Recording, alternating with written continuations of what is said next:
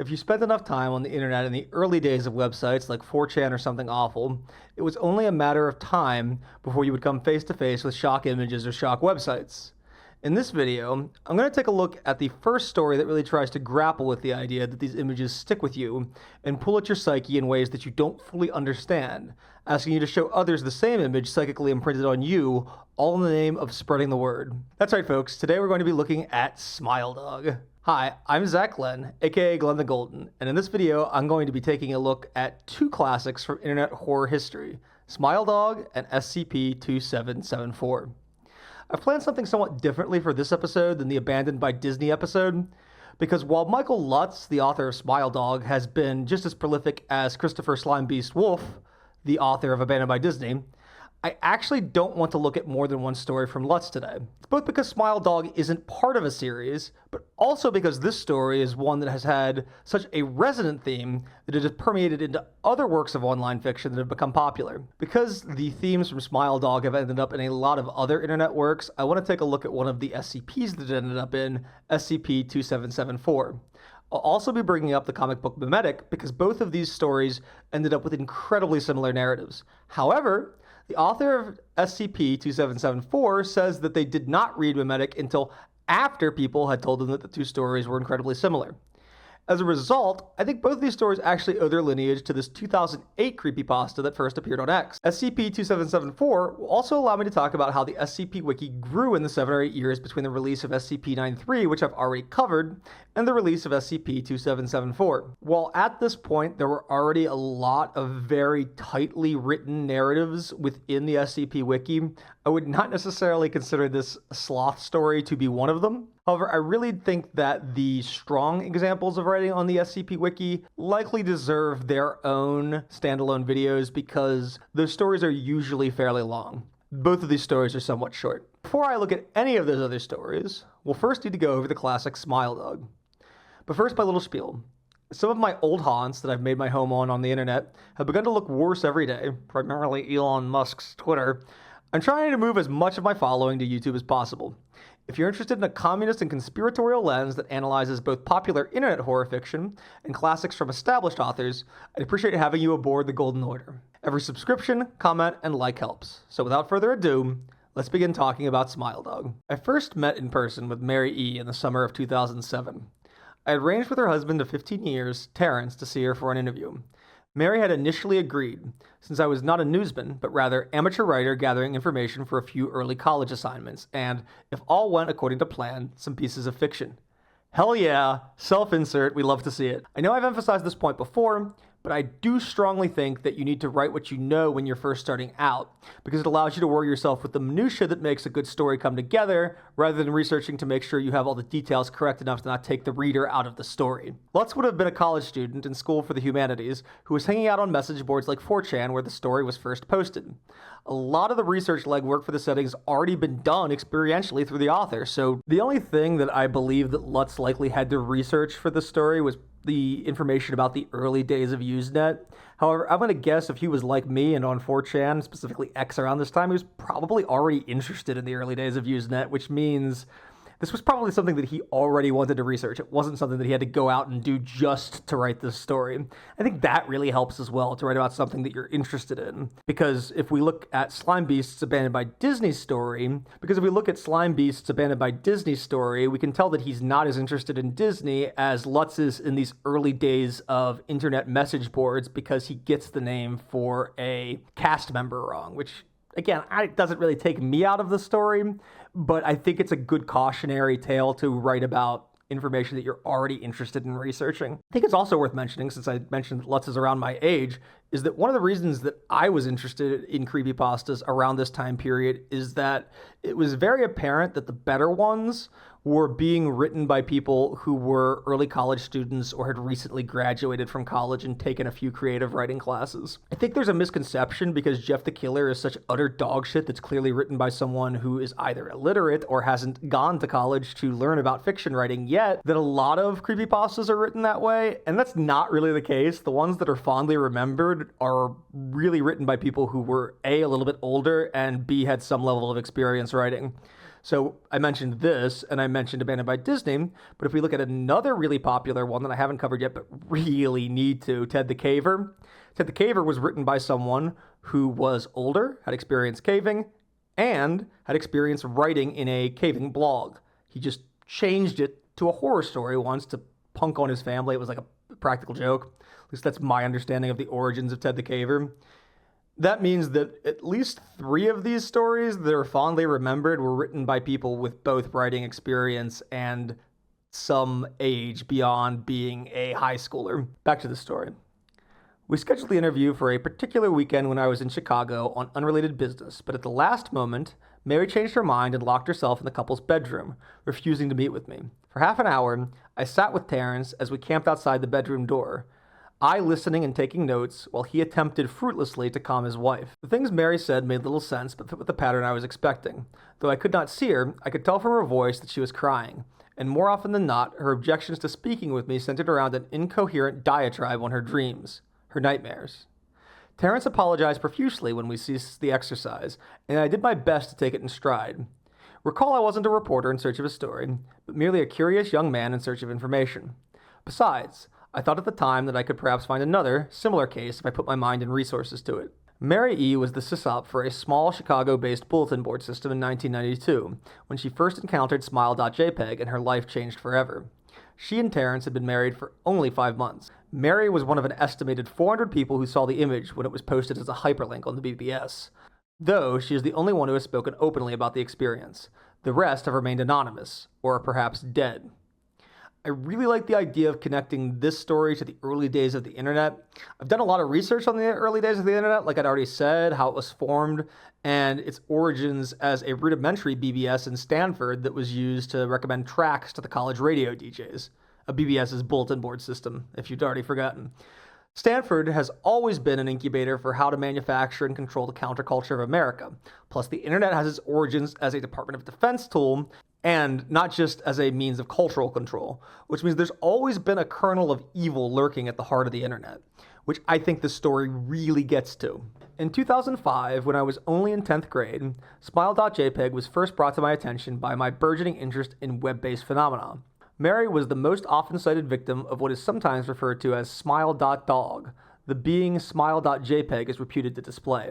What caught my interest, other than the obvious macabre elements of the cyber legend and my proclivity towards such things, was the sheer lack of information, usually to the point that people don't believe it even exists other than as a rumor or hoax.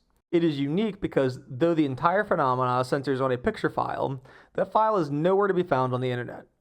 Certainly many photo-manipulated simulacra litter the web, showing up with the most frequency on sites such as the image board 4chan, particularly the X-focused paranormal subboard. It is suspected that these are fakes because they do not have the effect of the true Smile.jpg is believed to have, namely sudden onset temporal lobe epilepsy and acute anxiety. There's a fun little shout out to X in this story, which is pretty common for a lot of stories that were posted on X. It's funny because while this story was published on X around 2008, there's also a story that started circulating that purported to be more real than Smile Dog, called Erotus.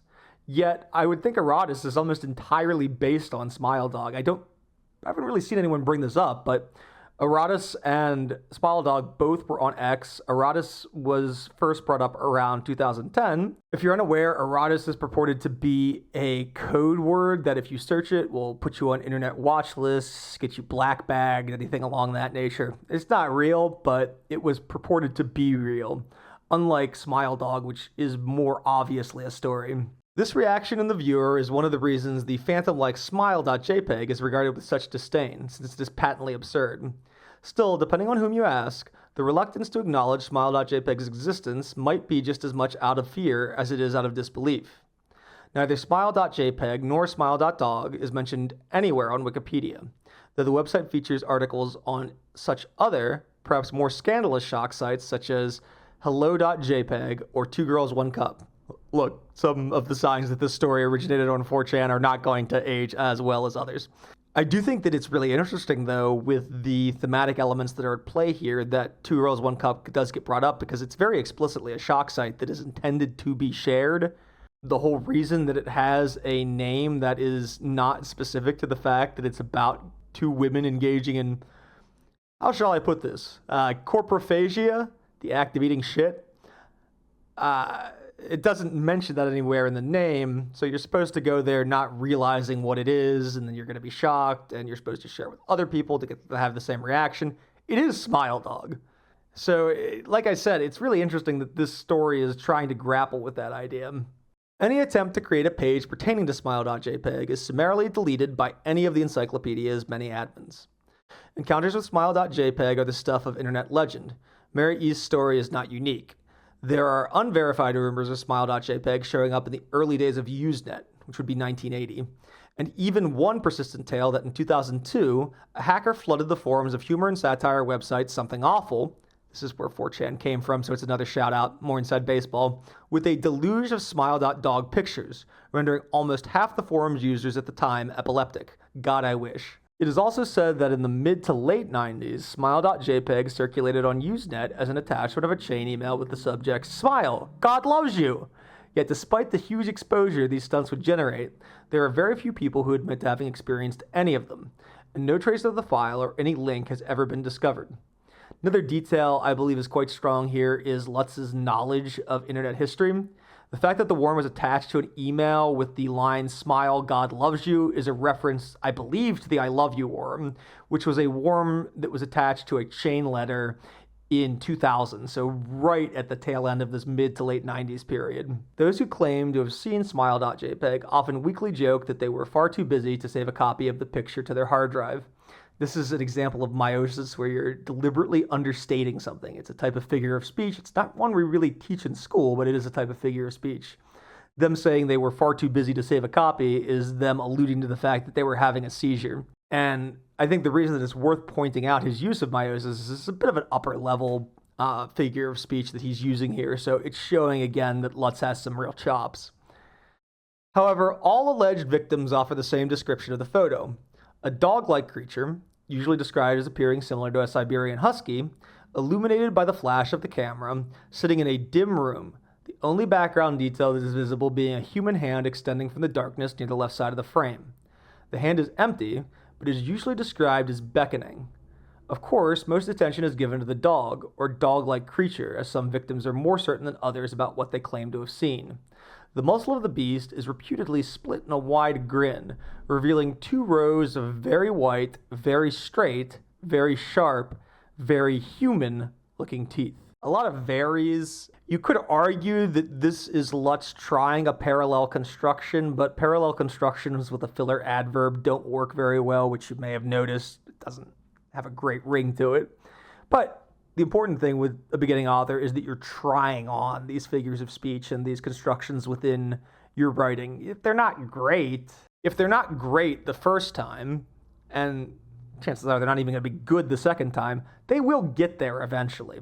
Some of Lutz's other writings are a lot stronger than this. He went on to get his PhD in English, so he's a smart guy. I've heard it mentioned by Kane Parsons before that a smiling creature isn't something that's particularly scary.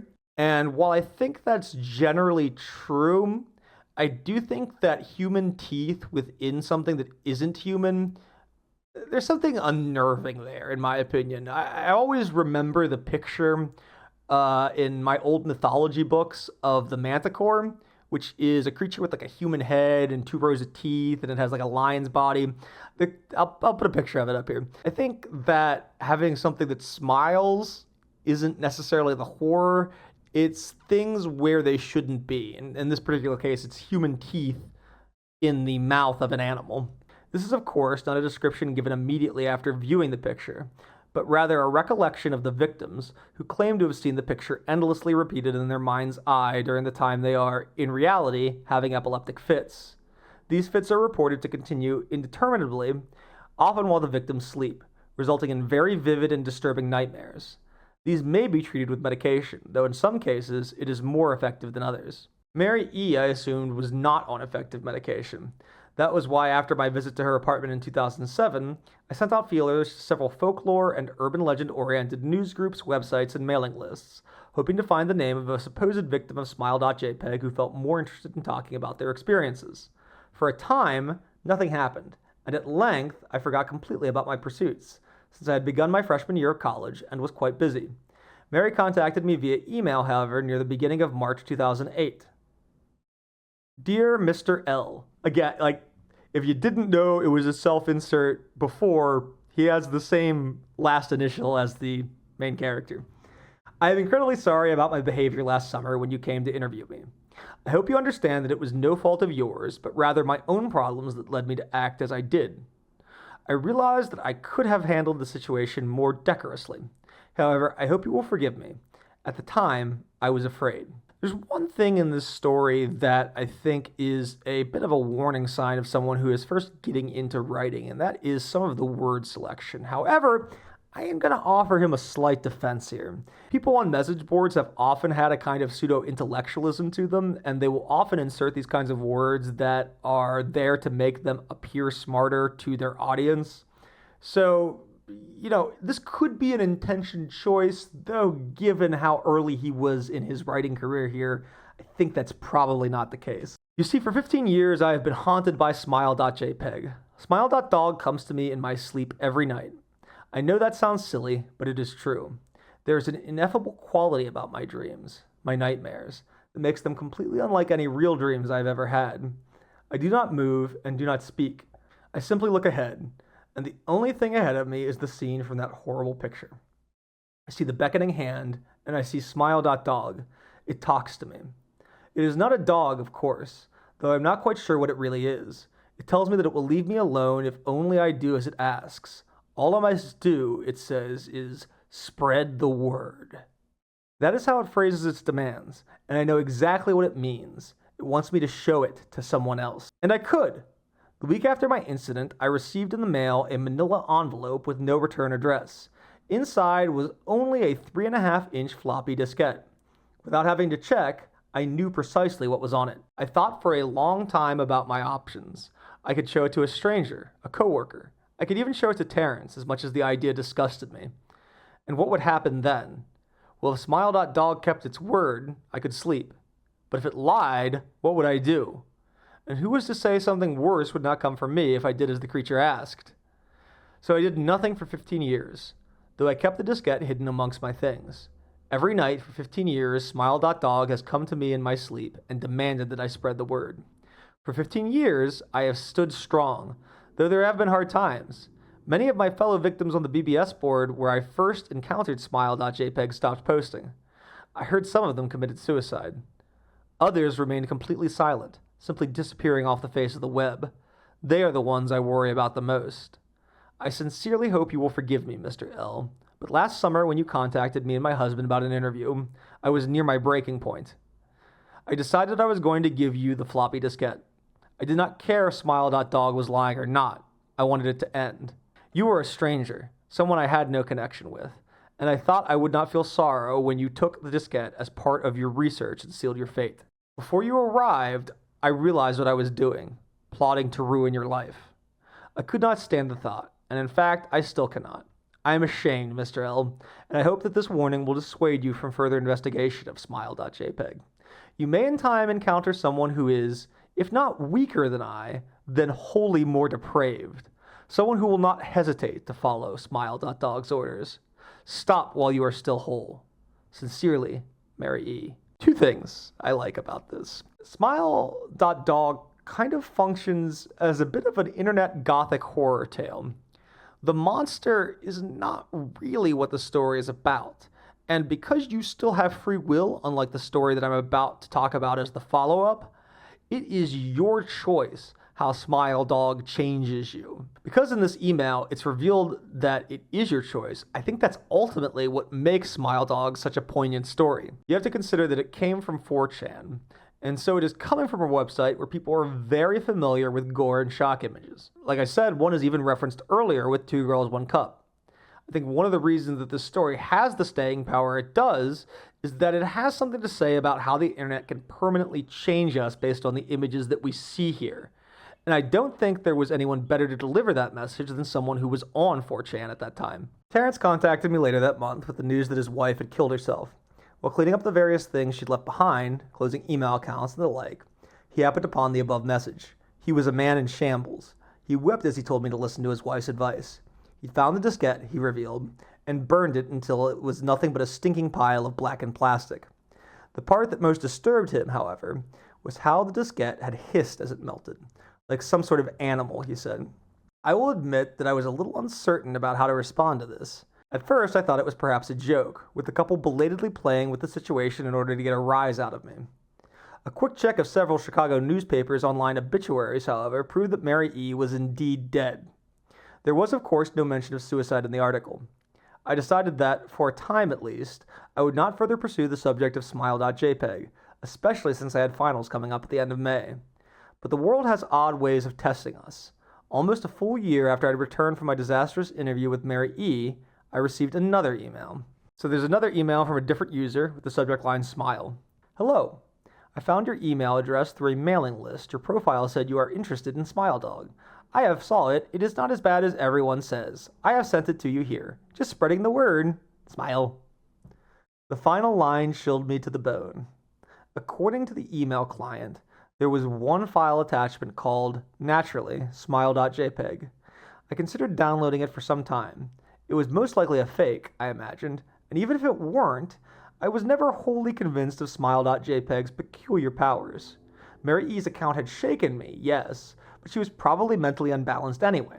After all, how could a simple image do what smile.jpg was said to accomplish? What sort of creature was it that could break one's mind with only the power of the eye? Gore, perhaps? If I downloaded the image, if I looked at it, and Mary turned out to be correct, if Smile.dog came to me in my dreams demanding I spread the word, what would I do? Would I live my life as Mary had, fighting against the urge to give it until I died? Or would I simply spread the word, eager to be put to rest? And if I chose the latter route, how could I do it? Whom would I burden in turn? The interesting thing that Smile Dog has to say about shock images is that people who are into shock images don't just tend to collect the images themselves, but instead feel the need to share the images with other people. The sickness is so widespread that there were even shock image sites that purported to be a pro-feminist website only to transition from a landing page that featured shock images that would contain violence towards women. It becomes not enough for these people to collect these types of images. Instead, they must feel that they're normal for the urge to gawk at horrific images. In the end, Lutz's self-insert character succumbs to these urges and shares the image with everyone, which is how the original story is intended to be presented. That is, with the image of Smile Dog. It gives the story an element of verisimilitude, which I've mentioned before is important with these early stories that are kind of purporting to be real. That also makes Smile Dog a type of ekphrastic story, a story based on an image, which is very similar to a story that is not quite as fondly remembered, Jeff the Killer. If I went through my earlier intention to write a short article about smile.jpg, I decided I could attach it as evidence, and anyone who read the article, anyone who took interest, would be affected. And even assuming the smile.jpg attached to the email was genuine, would I be capricious enough to save myself in that manner? Could I spread the word? Yes. Yes, I could. And that is Smile Dog. I love the way that it's presented as though he has spread the word to you by giving you this short story. There were quite a few chain emails and things that tried to do that from around this time period, but I don't think anything does it quite as effectively as Smile Dog, both because Smile Dog has something to say about spending time on the internet, and also because of where it's intended to be posted, which is on image boards. And these image boards were kind of always purporting to have insight into real paranormal knowledge, X especially. If you were on X at the time, there were people that were trying to summon succubi, which was, insanity from incels. But I think that there was so much that was purporting to be real on X at the time that really changes how this story is presented to you when you read it. Now, this would be a really short episode if I cut it off here, and it's still going to be a little bit on the shorter side for some of the things that I've already covered. But I decided that when I have a short story that is still worth covering for some reason, I'm going to try to combine it with one or two other stories that are also a bit shorter and have something to say. There may be one time where I do that with a longer story too, but it's going to be for a very good reason, and it's going to be about Jeff the Killer. Now, while I don't think that SCP-2774 is nearly as resonant as Smile Dog, primarily because it doesn't have that strong theming that is tying it to its subject matter, I do think it's worth mentioning that these two stories as works that gesture towards the same idea.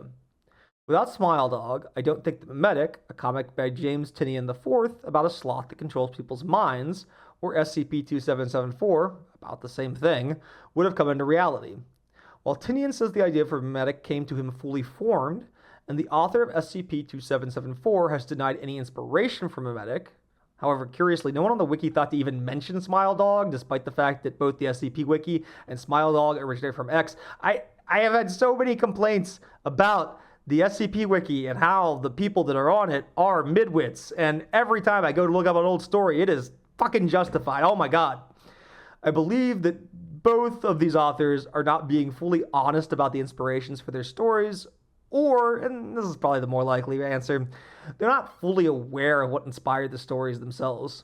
Given the level of circulation that Smile Dog had during its heyday, I think it's fairly likely that at least Tynion had read it, considering he's 2 years older than I am. And while it's possible the author of SCP-2774 is young enough that he did not read Smile Dog, I find it incredibly unlikely that even a young SCP Wiki author would not have some exposure to this story. Regardless of the possible inspirations for these stories, I think they're all speaking to a shared reality of people who spent a great deal of time on the internet, even if those people are not aware of it themselves. The idea that the internet is a space that could leave you permanently changed like some kind of cosmic horror. There are quite a few SCPs that ultimately play at this type of idea, but I think one of the most famous ones is 2774 because of the way that the image of a humanoid in a sloth costume is stuck in people's minds. The SCP Wiki even has an entire branch called Memetics, so with regard to Tynion's story, I do think that these parallel ideas are an obvious result of authors spending time in the same ecosystems. Also, as I've already mentioned, I think the popularity and mass consciousness for most SCPs is really a result of how much the fan art stuck with the netizens of the era more than the quality of the writing, and I don't think this story is an exception, so just a word of caution before we jump in. SCP-2774. Object Class Keter. Special Containment Procedures. All instances of SCP-2774 are to be destroyed upon recovery. Web crawler A03G32 has been set to monitor and scan all forms of online visual media for SCP-2774-A and alert recovery teams upon detection. Teams are assigned to monitor internet and live television for SCP-2774-A. If detected, recovery teams are to be dispatched immediately. Any personnel who are exposed to an instance of 2774 for more than 5 seconds are to be issued Class C amnestics and temporarily relocated to Site-116. Due to the nature of SCP-2774, it is recommended that researchers assigned to this SCP have some form of deuteranobia. So this is an image that lives in media, and you need to see that image for it to affect you. You can already tell that from the containment procedures. You also have to be able to see the original image as intended, which means that if the image is color corrected, like in the article, or you're color blind, then the image cannot affect you. So already a lot of similarities to Smile Dog. However, based on what the author said about the other plagiarism accusations, it does seem that they may have arrived at the idea independently, or kind of amalgamated the idea from a bunch of other sources. I kind of want to be clear here too, that even if the author had literally just read Smile Dog and decided to do a version of it that fit within the SCP universe, that's still not plagiarism. I think it would be good faith to credit the story for inspiring you, but generally speaking, I don't really think people online have a great idea of what plagiarism is. Recovery teams are working to recover those affected by SCP-2774 and relocate them to Site-116 to test for a possible cure. Until one is discovered, Site-116 will serve as a permanent residency for all affected persons. Approval for testing subjects in Site-116 must come from the Ethics Committee and Site Overseer Dr. Martin. Subjects kept at Site-116 are to maintain limited, and this is crossed out, then no contact with personnel unless approved by the proper parties. This part is also crossed out, and typically in SCP stories, that means that there was something at one point that was considered part of standard procedure, but something catastrophic happened at one point that caused them to have to change their procedures. Essentially, if you see stricken through text in an SCP article, you can assume the Foundation screwed something up at some point, people died, and they had to rewrite the document on that SCP. Subjects kept at Site-116 are to be allowed 2 hours a day of social interaction with other subjects. 30 minutes will be designated to the following: breakfast, lunch, courtyard, and dinner. Subjects are not to be allowed to wander outside of the designated social areas or stay in groups larger than 5. That is the crossed-out text. The text that is replacing it says, subjects will be contained in Euclid-level humanoid containment cells as of October 15th, 2010. Subjects are not to have social interaction of any kind. In addition, subjects must not leave their cells until further notice. Description: SCP-2774 is any medium which contains SCP-2774-A. SCP-2774-A is a memetic image of an unknown humanoid entity, presumably wearing a sloth costume. Effects of viewing SCP-2774 set in between 40 to 100 hours after exposure to SCP-2774-A. Those affected will begin to lose the ability to use cognitive functions or make higher-level decisions, except for a period lasting around 150 seconds every 24 hours. This period occurs randomly. Another interesting thing is I kind of get notes of the plot of Obsession in here. SCP-2774-A manifests itself in various forms of non-live media, including movies, television, magazines, and in some cases, personally recorded videos or pictures. SCP-2774-A is typically located in the background of whatever media it appears in. To date, there have been no instances of SCP-2774 on the internet. A single incident in northern Canada, where SCP-2774-A appeared on live local television, resulted in the relocation of over 4,000 people to Site-116. The image only retains its anomalous properties if the image contains hues of red or green. Therefore, those with deuteranopia or other forms of color blindness are not affected by SCP-2774. There's a similar mass exposure that happens in Smile Dog, but at a much smaller scale because it's on the Usenet forums. I think that was 400 people, and this is 4,000 people, so it's literally 10x. This part is actually much more like the Boiled One phenomenon, down to it airing on television and a certain entity obviously presiding over the distribution of the image and wanting to spread it as far as possible. Now, there's a similarity there to Smile Dog, but I don't really get anything from the story of Smile Dog that tells us that Smile Dog gets stronger the more the image is spread around. Whereas with both Boiled One and SCP-2774, that does appear to be true. Actually, if anything, Smile Dog appears to kind of be the opposite, where you try to share the image to get Smile Dog to relinquish its grip on you, which I think really shows that these stories can be in conversation with each other without having to go around accusing people of plagiarism like they were doing on the SCP Wiki. That's wild to me.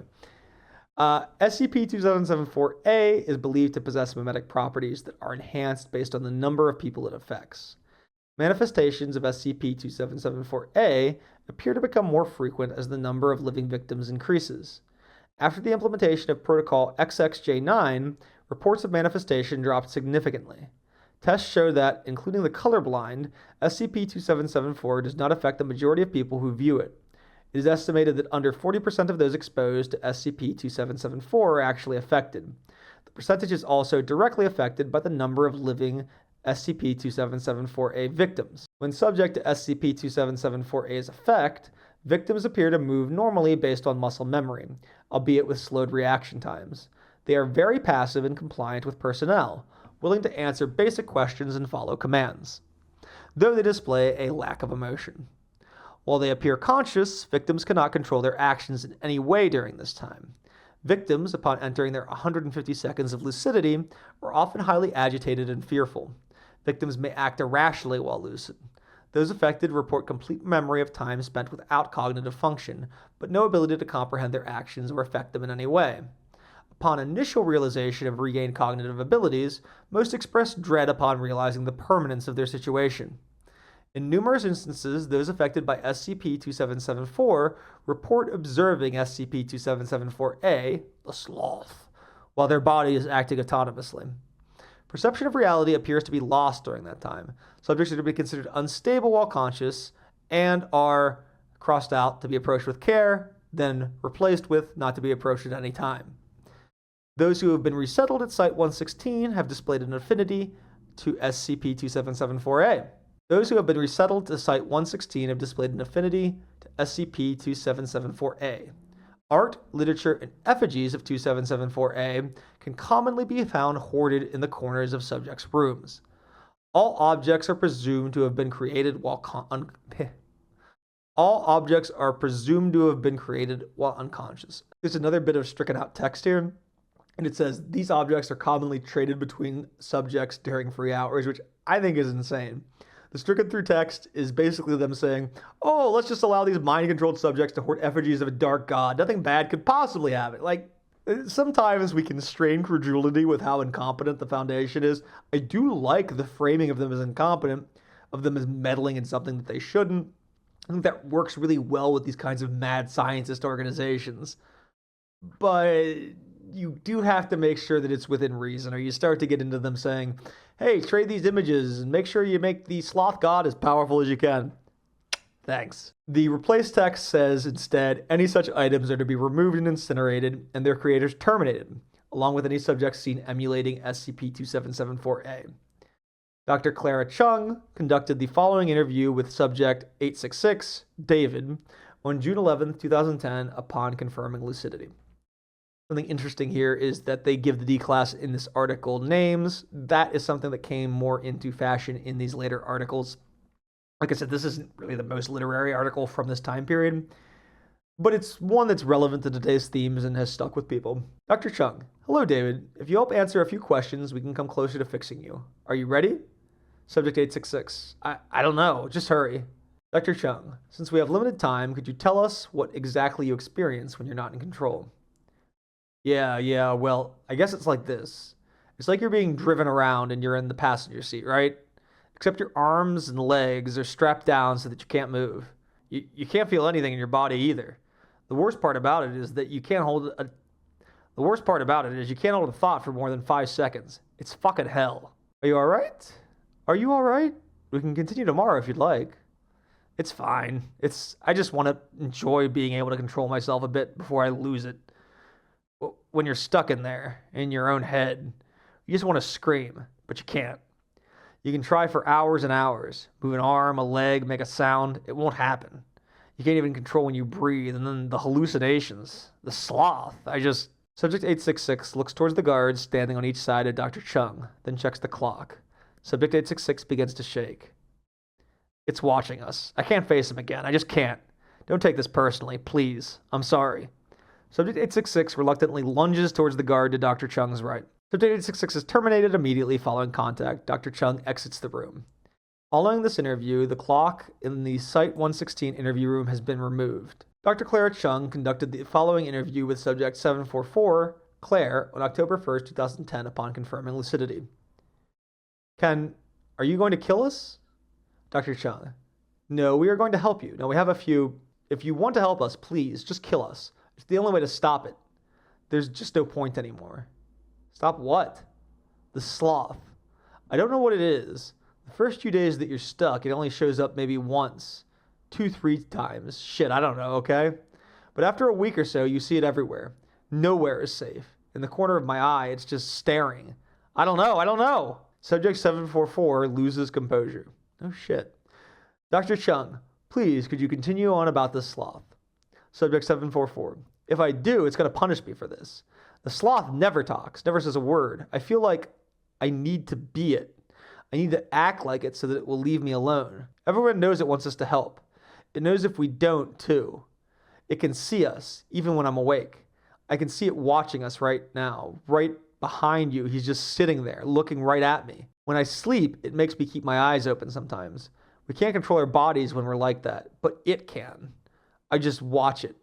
It stares at me all night, and then it starts to scream at me, and I can't cry for help or yell or... At this point in time, Subject 744 becomes unresponsive, collapsing into the desk. Claire, are you all right? Medical, we need assistance. Medical teams rush into the room. It is determined to be a return to previous cognitive state. Approximately 4 hours after the interview, Dr. Chung filed for immediate termination of Subject 744. The request was approved on October 4th, 2010. Dr. Clara Chung conducted the following interview with Subject 9225, Jason, on October 5th, 2010, upon confirming lucidity. Hello, Jason. The more we learn, the sooner we can fix you and everyone else. We don't have much time. Could you please answer the following questions? Subject nods quickly. Great. Now, others have mentioned hallucinations while incapacitated. Can you tell us what kind of hallucinations you experience? Yeah, it's like there's everyone, okay? And they're walking around like zombies, like I do. I see the sloth, the thing in the sloth costume. It walks around and it controls people. Small things, like basic tasks, you know. It's testing what it can do. I don't know if it's a hallucination.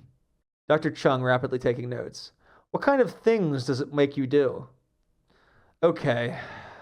Well, usually just it controls us, but it's been happening more and more. Every time more people come here, it makes us do more. I think that soon it can make us do a lot more.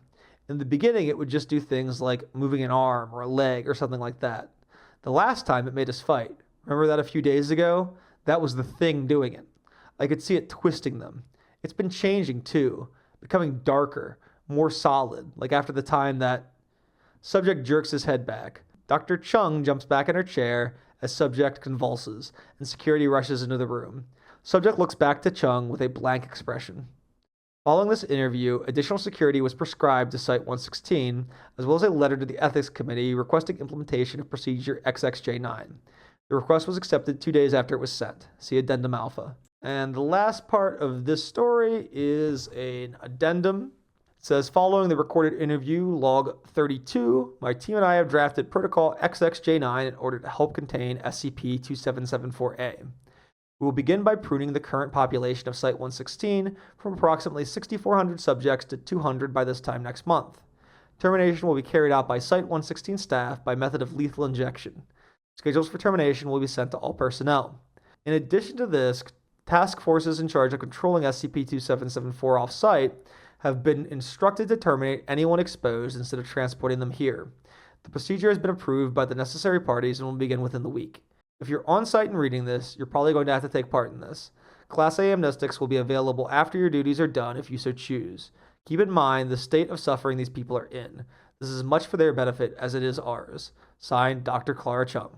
And that is the end of that story. You can see that it's a little different than Smile Dog, but it functions very similarly. The biggest difference is that the sloth has never made it to the internet before, whereas Smile Dog has.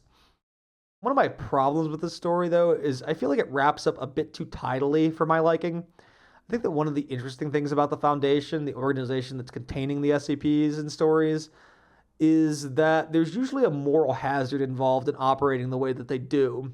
However, here, everyone involved asks to be killed, so the mass euthanasia is really being carried out as a case of a mass version of Canada's MAID program. And while that has its own set of horrors in a state that is more willing to provide you the means to kill yourself than the means to care for yourself, there's really not a quandary like that here. All the patients here want to die because they are being tortured every day except for a 150-second period every day. So the only time that they're not being tortured is 2.5 minutes every day. That sounds like living hell. A lot different than what MAID is. That wraps up these two stories for today's video. If you liked a shorter video that looks at multiple stories, either in full or possibly in the future in part, let me know. I have a few other ideas for videos that are similar to this one, specifically some stuff about the SCP Wiki, because a lot of these stories are shorter. I've also been maintaining a 5-day or less production schedule in the summer, so if you want to stay up to date with everything that I'm covering, don't forget to turn alerts on in addition to subscribing. That's it for me today. Stay golden out there, folks.